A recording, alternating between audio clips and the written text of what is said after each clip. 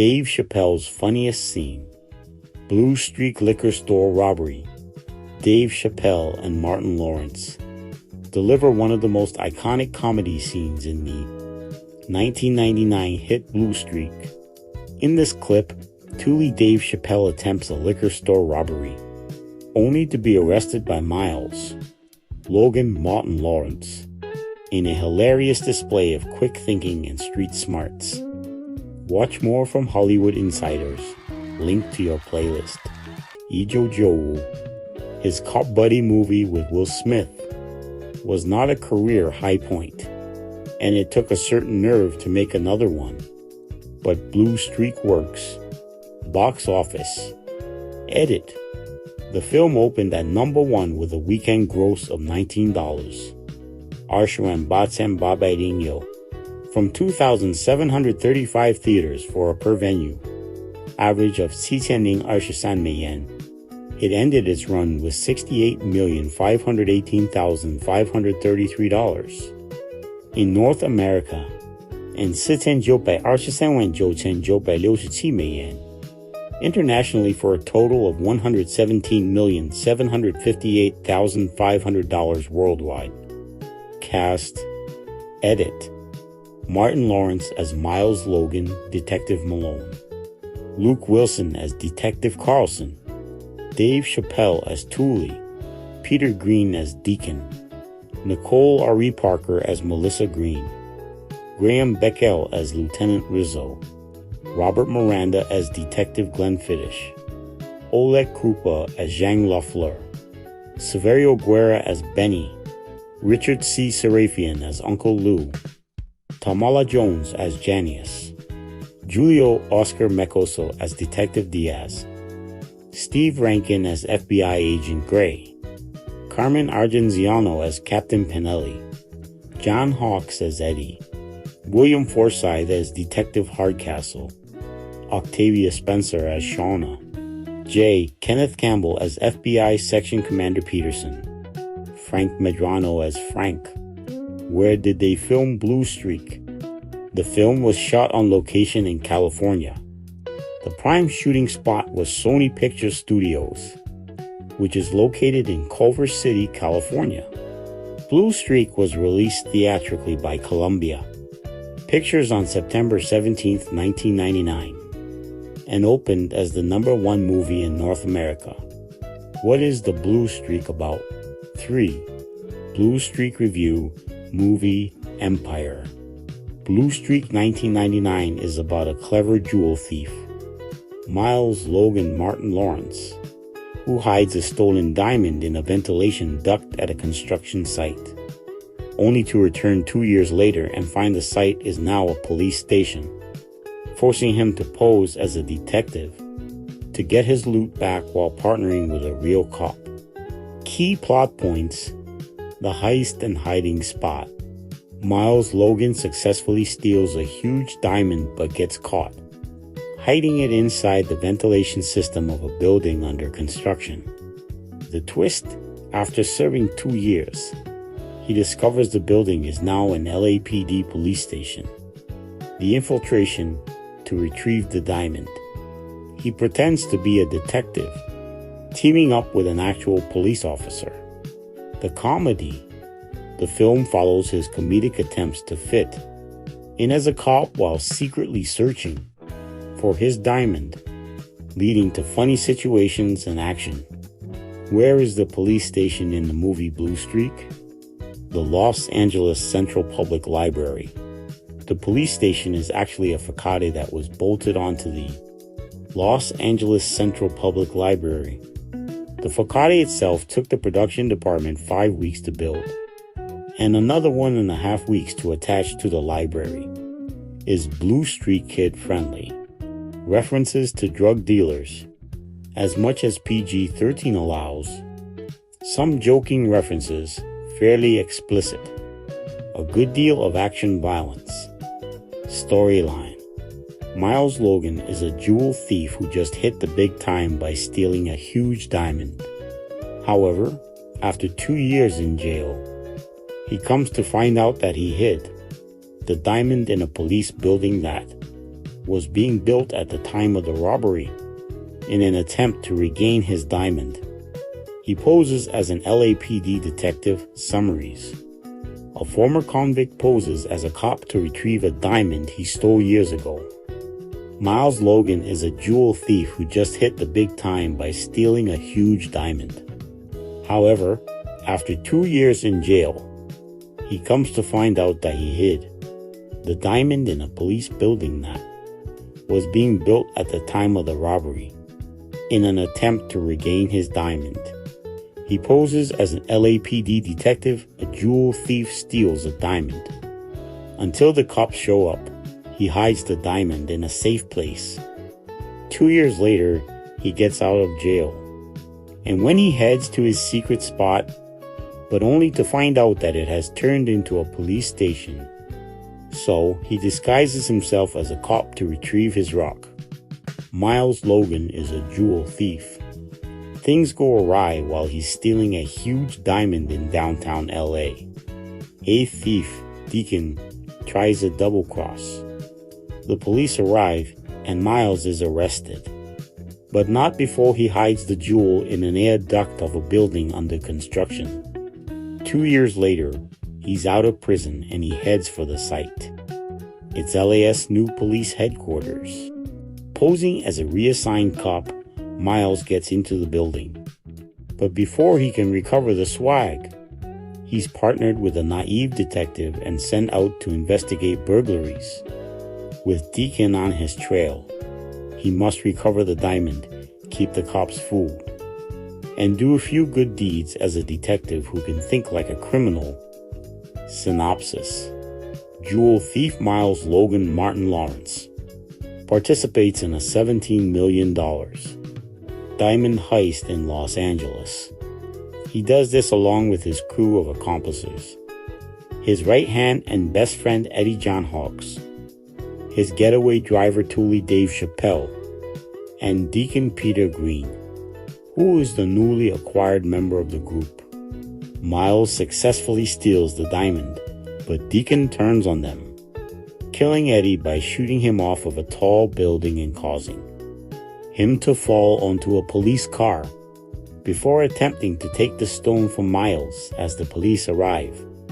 Miles hides the diamond in the ducts of a building under construction. He was in the under construction building as part of their escape plan, which had a rope connected from the top of their target building to the roof of the under construction one. As Deacon flees, Miles is arrested. Upon his release from prison 2 years later, Miles attempts to reunite with his girlfriend Janice Tamala Jones. She breaks it off for Miles lying about being a criminal, which prompts him to retrieve the diamond. Finding the building where he hid the diamond is now an LAPD police station. He goes inside, discovering the diamond is hidden in the ducts of what is now the Robbery Homicide Detective Bureau, which requires a key card to access. Miles returns disguised as a pizza deliverman, steals an access card and visits his forger uncle Lou Richard C. Serafian. The fake badge and transfer papers allow Miles to enter the station, posing as newly transferred police detective Malone. While trying to access the ducts, he inadvertently foils a prisoner escape. Miles was trying to get into the AC duct via the women's bathroom, and the prisoner had come in to hide there, and is teamed up with newly appointed Detective Carlson Luke Wilson, what is supposed to be a quick in and out mission to retrieve. The diamond ends up turning into a prolonged endeavor as Miles gets sent out on calls. His knowledge on criminal activity and ability to foil crimes makes him quite popular among his peers, even getting promoted to detective in charge of the robbery homicide division. He and Carlson are first sent on a burglary call, where Miles quickly solves it as fraud perpetrated by the owner. The owner is a car dealer who claims that $10,000 worth of rims have been stolen, but Miles correctly figures that the owner had stolen the rims for insurance claims as their value had dropped on the streets. On the ride back, they stumble upon an armed robbery being committed by Thule at a grocery store. Miles intervenes, arresting him before he's shot. But Thule demands $50,000 to keep quiet about who Miles really is. Miles counters with $20,000 and a single night in jail, which Thule accepts. Miles makes another attempt to locate the diamond. He gets into the vent but finds that the diamond is not at the place where he attached it to the vent wall with a duct tape. He finds that the whole vent was flushed due to a leaking issue, and Miles has to search the entire floor to finally locate the diamond. Inside the vent, but is interrupted by Carlson, who has discovered Miles is not who he claims to be, convincing Carlson that he is from internal affairs. Miles tries to get back to searching for the diamond, but they are sent out on another call. The airport reports a theft of museum artifacts, but Malone knows correctly that this was a heist, and the big boys got the out before it hit customs. He knows that there would be in a bonded truck with a letter be printed on it, as bonded trucks can get into bonded warehouses. Carlson calls in air support to locate the truck, and they capture a truckload of afterwards. Miles retrieves the diamond from the AC vent in the evidence locker and finally has it, but accidentally drops it into the load of they seized. The FBI demands the full testing. Meanwhile, Deacon tracks Miles down through Lou. A panicked Miles suggests the FBI and his cops unit use the as bait in a sting.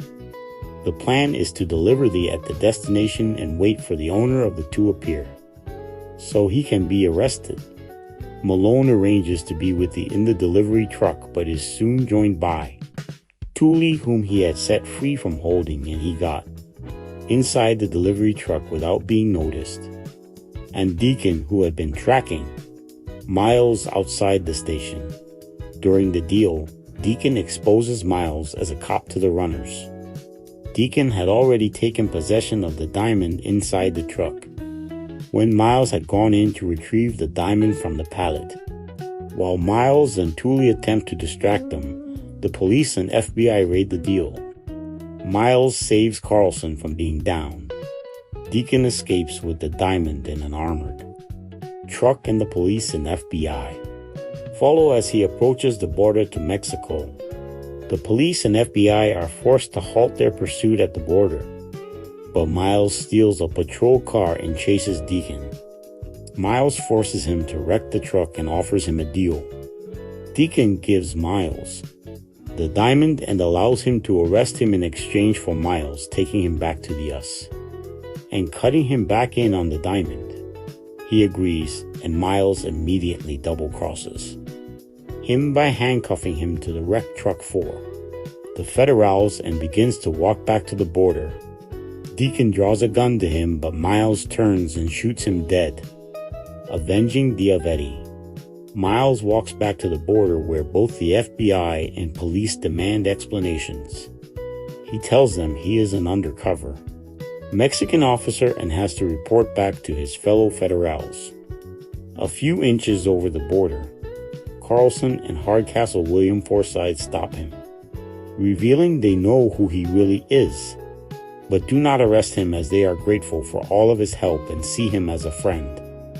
They also say the FBI can't reach him over international borders, as he is a few inches over the border. After they share a bittersweet goodbye, Miles heads off to Mexico with the diamond. Did you know? Trivia: the police station is actually a facade that was bolted onto the Los Angeles Central Public Library. The facade itself took the production department 5 weeks to build, and another 1.5 weeks to attach to the library. Goofs: when Miles launches the police car into the air. Shots from inside the car as it flies show the guardrail of the bridge outside, ruining the illusion that they're in a car flying through the air. Soundtracks: Girl's Best Friend, written by Jay-Z as Sean Carter and Swizz Beatz as Cassim Dean. Produced by Swizz Beatz. performed by Jay-Z. Jay-Z appears courtesy of our CFL Records, LLC. Criminal Mind, written by Nicole Renee, Ken Ross, Stephen Jordan, Dwight Myers, Roger Ball, Alan Gorey, Malcolm Duncan, Hamish Stewart, Robbie McIntosh, and Ani McIntyre. Produced by Stevie J. Performed by Tyrese featuring Heavy D. Tyrese appears courtesy of the RCA Records label, a unit of BMG Entertainment. Heavy D appears courtesy of Universal Records. Gimme My Money, written by Jason Brooks, Danny Alexander, Gary Smith, and Burt Young. Produced by Gary Gizzo Smith. Performed by Rehab. Rehab appears courtesy of Epic, Destiny Music Inc. While You Were Gone, written by Guy Roach and Shelley Peiken. Produced by Guy Roach. Performed by Kelly Price. Kelly Price appears courtesy of T-Neck Records and the Island Def Jam. Music Group. All Eyes on Me revisiting Cold Blooded. Written by Rick James, Marina Teal, and Steve Huff. Da Freak. Written by Van Bryant, Leon Haywood, Crystal Waters, Neil Conway as Neil Conway, Annie Lennox and David A. Stewart as Dave Stewart. Produced by Van Bryant as V. Bryant and Mr. Nash. Performed by Da Shortiez featuring 69 Boys. Da Shortiez and 69 Boys appear courtesy of Home Base Entertainment. Damn Should Have Treated You Right. Music by Rodney Jerkins as Rodney Darkhill Jerkins. Lyrics by Rodney Jerkins as Rodney Darkhill Jerkins. LaShawn Daniels, Lysette Tie-Dye. Fred Jerkins and Yarul as Jeffrey Atkins.